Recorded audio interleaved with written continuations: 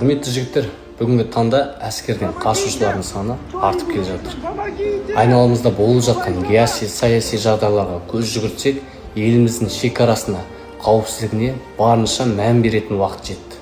Егер өз еліңді, өз жеріңді қорғамасаң, сенің орнында кім тұрады? Бұл тек мемлекет алдындағы борыш емес, бұл намыс. Ата-бабаларымыз отан үшін де жан шүберекке түйіп, бір қадам шегінбеген. Ал бізше ел алдындағы парызымызды орындаудан неге қашамыз? Мен өз басым 10 жыл өмірімді әскери қызметке арнадым. Сол жылдары ешқандай қысымда, зорлықта көрмедім. Керісінше тәртіп пен абырой, ерлік пен жауапкершілік мектебін өттім. Бұл мектеп әр жігітке керек. Ананың етегінен үзіліп, ер азамат ретінде қалыптасатын уақыт әлде қашан келген жоқ.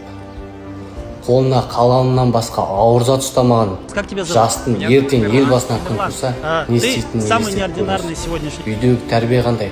Отанды қорғама, әскерге барма деген сөздер айтылмауы тиіс.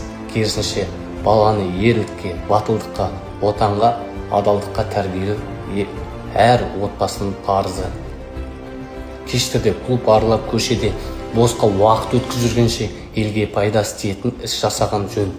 Кеуден ұрған батырлық емес, кеуден отан үшін төгу шын ерлік. Ойланайық, ертең кеш болуы мүмкін. Ел тыныштығы әр азаматтың жауапкершілігі. Отан сенен басталады.